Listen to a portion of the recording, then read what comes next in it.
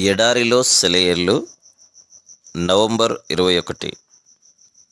నీ మార్గమును యెహోవాకు అప్పగింపుము.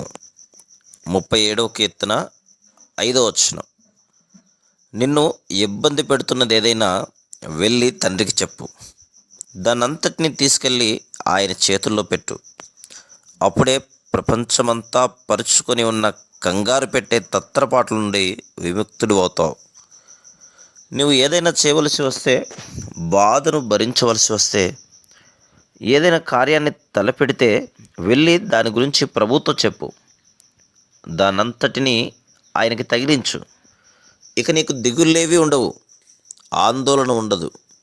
తాపీగా ప్రశాంతంగా నీ పనిలో నమ్మకంగా ఉండు. నీ కార్యభారాన్ని ఆయన మీద పడి, నీ దిగులన్నింటినీ నిన్ను కూడా చాపలాగా చుట్టి నీ దేవుని వీపు మీద వేయి. నేడు చుట్టూ నమ్మకమనే కంచెకట్టు. ప్రేమతో దాన్ని పూర్తి చేసి హాయిగా దానిలో కాపురం పెట్టు.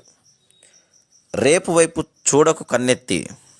రేపే ఇస్తాడు దేవుడు, రేపును జయించే కత్తి.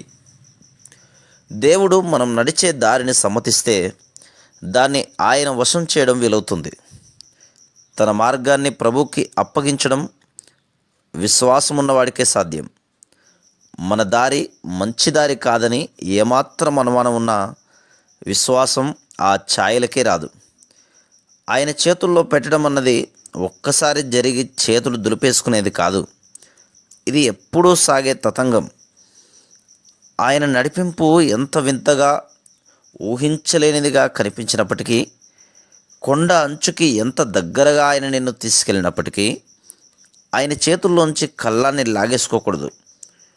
మన మార్గాన్ని ఆయన ఎదుట పెట్టబోయే ముందు దాని గురించి ఆయన ఇచ్చే తీర్పుని స్వీకరించడానికి సిద్ధపడి ఉన్నామా?